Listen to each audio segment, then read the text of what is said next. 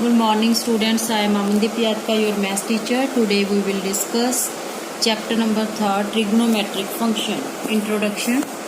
Trigonometric is a word taken from the Greek language. Trigon plus metron. Trigon means triangle and metron means measurement, meaning measuring the sides of a triangle. अगर आपां triangles दियां जो भी sides आ उन्हां दी measurement करनी है तो उसनूं आपां कहने हैं ट्रायगोनोमेट्रिक. ठीक है. If we write f x is equal to cos x then it becomes trigonometric function. अगर आप f x is equal to cos x लिखते हैं तो एफ एक्स की होएगा अपने को ट्रिग्नोमेट्रिक फंक्शन होएगा. जिमें जिमें आप एक्स एक्स की वैल्यूज फिल करी जावांगे उमें उमें अपने को फंक्शन एफ एक्स की वैल्यूज आ जाएंगी. ठीक है. Next angles.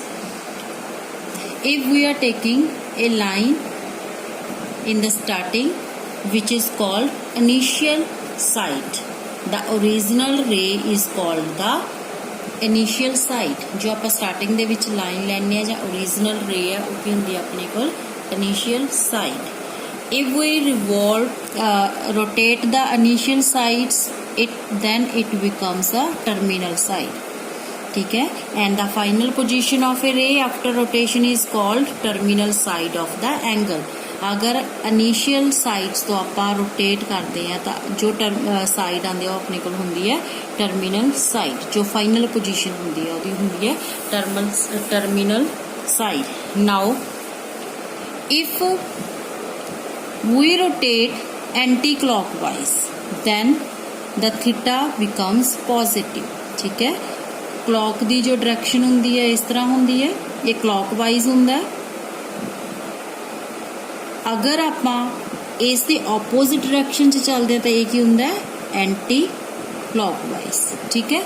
अगर आप एंटी क्लॉकवाइज जो रोटेट करते हैं तो जो भी थीटा होएगा वो हमेशा की आएगा positive. If we rotate clockwise then theta becomes negative. ठीक है. Now degree major.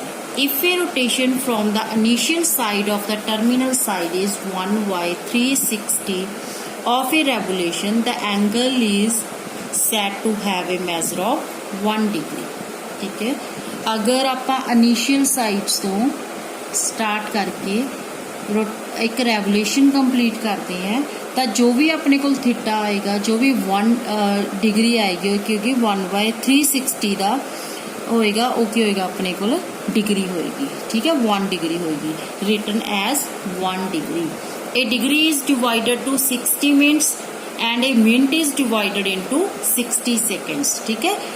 जो भी 1 डिग्री है वो 60 मिनट्स के विच डिवाइड होंगी है और मिनट नूं आपां सिंगल डैश नाल शो करते हैं और जो मिनट होंगी है वो अगे डिवाइड होंगी है 60 सेकेंड्स के विच और आपां डबल डैश नाल इहनूं की करते हैं शो करते हैं. Now the radian measure. There is an another form of measuring of an angle. देखो एंगल नूं मेजर करन दे लई एक तां आपां डिग्री यूज करते हैं और एक इहदी होर फॉर्म होंदी है another form that is called radian measure. ठीक है. if the angle subtended at the center y an arc of length 1 unit in a unit circle is said to have 1 radian. If we are taking radius which is 1 unit and also taking the length of arc that is also 1 unit, then the angle subtended at the center of the circle is called 1 radian. ठीक है. अगर अपने को radius 1 है और arc की जो length है वो भी 1 है तो जो भी अपने को थीटा आएगा एंगल आएगा कि होएगा अपने को 1 रेडियन होएगा. ठीक है. और 1 रेडियन नूं आपां 1c नाल भी इंडिकेट करते हैं. ठीक है. और फार्मूला जो आप यूज करांगे theta is equal to L/R. अगर मान लो तुहाडे कोल 6 यूनिट रेडियस है और आर्क भी 6 यूनिट है तो जो भी थीटा अपने को आएगा वो क्या आएगा theta is equal to 6/6 that is 1 degree. ठीक है. 1c. ठीक है. रेडियन. थीटा हमेशा की आएगा, अगर रेडियस और लेंथ ऑफ आर्क सेम है तो जो भी थीटा आएगा 1 रेडियन आएगा। ठीक है। Now relationship between degree and radian, radian ਨੂੰ ਹਮੇਸ਼ਾ ਆਪਾਂ ਪਾਈ ਦੀ ਫਾਰਮ ਦੇ ਵਿੱਚ ਸ਼ੋ ਕਰਦੇ ਹਾਂ ਔਰ डिग्री जो डिग्री ਦਾ ਸਾਈਨ ਹੀ ਹੁੰਦਾ। ठीक है। और रेडियन ਦੇ ਵਿੱਚ ਆਪਾਂ ਪਾਈ यूज करते हैं। 1 रेडियन और 1 c is equal to 180 upon pi. 1 radian किहदे इक्वल हुंदा है 180 upon pi and 1 degree is equal to pi upon 180 radian. ठीक है। एक दूसरे के ऑपोजिट है, that is 180 upon pi and 1 degree is equal to pi upon 180। Now radian measurement, if we convert the degree into radian, ठीक है, अगर आपां नूं डिग्री दे विच जो भी एंगल गिवन है और रेडियन दे विच कन्वर्ट करना है, then we use pi upon 180 multiply degree measure. If there is an angle given that is 60 degree and we will convert it into radian measurement, then it becomes pi upon 180 multiply degree measurement, that is pi upon 3 radian. ठीक है। पाई upon 3 की form दे विच आ गया, radian की form दे विच आ गया। ठीक है। और थोड़े जे जो है आपां इन्हां नूं याद भी रखांगे, 180 is equal to pi and 90 degree is equal to pi upon 2, क्योंकि 180 पाई दी है, 180 अपॉन 2 करांगे तो 90 की वैल्यू आ जाएगी। 60 degree is equal to pi upon 3 and 45 degree is equal to pi upon 4 and 360 is equal to 2 pi. Next exercise 3.1, find the radian measure corresponding to the following degree measures। ठीक है। there is degree measurements are given and we will convert it into radian measurement। Radian measure is equal to pi upon 180 multiply degree measures. ठीक है। ये formula अपने कोल, then we will fill the value of degree measures, that is 25 degree, it becomes 5 pi upon 36 radians. Now next second part, pi is equal to minus 47 degree 30 dash minute. ठीक है। Dash आप minute दे विच लिखते हैं और minus जो sign है उन्होंने आप अलग कर लांगे और जो भी अपने को पॉजिटिव है दा वो वाला पोर्शन आप रख लांगे। ठीक है। Now 47 degree 30 minus 47 degree plus we will convert the 30 minutes into degree, that is 30 upon 60, क्योंकि 1 मिनट दे विच अपने कोल किन्ने 60 सैकेंड्स होंदे है, जां आपां कह सकते हैं कि 1 डिग्री दे विच अपने कोल 60 की होंदी है मिनट्स होंगे। ठीक है। अगर मिनट्स नूं आपां डिग्री दे विच कन्वर्ट करना है, then we will write 30 upon 60, it becomes 1 upon 2। Now 47 plus 1 upon 2 is equal to 95 upon 2।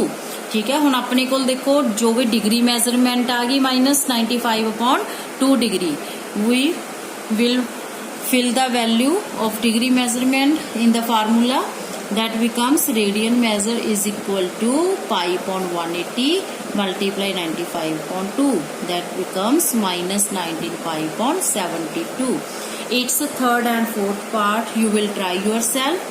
Now second sum, find the degree measures corresponding to the following radian measures। ठीक है।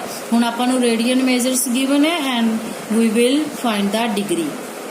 ठीक है। Degree दे विच आपां नूं find out करना है। Degree measurement is equal to 180 upon pi multiply radian. Radian हुण आपां नूं की दे रखे 11 अपॉन 16। ये जरूरी नहीं कि पाई है, हो सकता पाई की वैल्यू फिल की होवे और 11 अपॉन 16 है। ठीक है। Then it becomes 315 upon 8। हुण 315 अपॉन 8 नूं तुसीं डिवाइड करोगे, then we will find 39 as a quotient and 3 as a remainder, and we can write it 39 3 upon 8 in the mixed form, and we can write it also 39 plus 3 upon 8। ਹੁਣ 3 upon 8 जो है ਉਹਨੂੰ ਆਪਾਂ ਕਿਦੇ minutes ਦੇ ਵਿੱਚ convert ਕਰਾਂਗੇ and we will multiply it by 60 degree। 39 plus 3 upon 8 multiply 60, क्योंकि देखो ਆਪਾਂ ਇਹਨੂੰ डिग्री मिनट्स सेकेंड्स जो भी आंदे है, अगर अपने को 60 मिनट्स आंदे आ ਤਾਂ ਉਹ 1 डिग्री ਦੇ ਵਿੱਚ ਕਨਵਰਟ ਹੋ ਜਾਂਦਾ। ठीक है। ਹੁਣ 3 upon 8 ਆਪਣੇ ਕੋਲ ਮਿੰਟਸ ਹੈ, ਇਹਨੂੰ ਆਪਾਂ ਕਿਦੇ डिग्री है ਇਹਨੂੰ ਕਿਦੇ ਚ ਕਨਵਰਟ ਕਰਾਂਗੇ, ਮਿੰਟਸ ਦੇ ਵਿੱਚ ਕਨਵਰਟ ਕਰਾਂਗੇ। that becomes 39 plus 3 multiply 60 upon 8 that is 45 upon 2 minutes ठीक है। ਹੁਣ 45 upon 2 minutes ਨੂੰ ਵੀ ਆਪਾਂ ਸਿਮਿਲਰਲੀ ਉਸੇ ਤਰ੍ਹਾਂ quotient find out ਕਰਾਂਗੇ 22 quotient and remainder 1 we can write 45 upon 2 as 22 plus 1 upon 2 ठीक है। ਹੁਣ ਆਪਾਂ ਜੋ ਦੇਖੋ 22 ਆਪਣੇ ਕੋਲ ਮਿੰਟਸ ਆ ਗਏ ਹੁਣ ਜੋ 1 upon 2 ਉਹਨੂੰ ਕਿਹਦੇ ਵਿੱਚ ਕਨਵਰਟ ਕਰ ਦਾਂਗੇ ਸੈਕਿੰਡਸ ਦੇ ਵਿੱਚ ठीक है। then we write 1 upon 2 multiply 60 that is 30 seconds ठीक है। 39 degree 22 minutes 30 seconds we can write it 39 degree 22 seconds 22 minutes 30 seconds a second part you will try yourself and third part 5 pi upon 3 degree measurement is equal to 180 upon pi multiply 5 pi upon 3 radian formula ना फार्मूले ਦੇ ਵਿੱਚ ਆਪਾਂ radian ਦੀ value fill ਕਰ ਦਾਂਗੇ cancel out pi with pi it becomes 300 degree ठीक है। Degree ਦੇ ਵਿੱਚ ਆਪਣੇ ਕੋਲ ਆਨਸਰ ਕੀ ਆ ਗਿਆ 300 degree fourth part you will try yourself thanks to all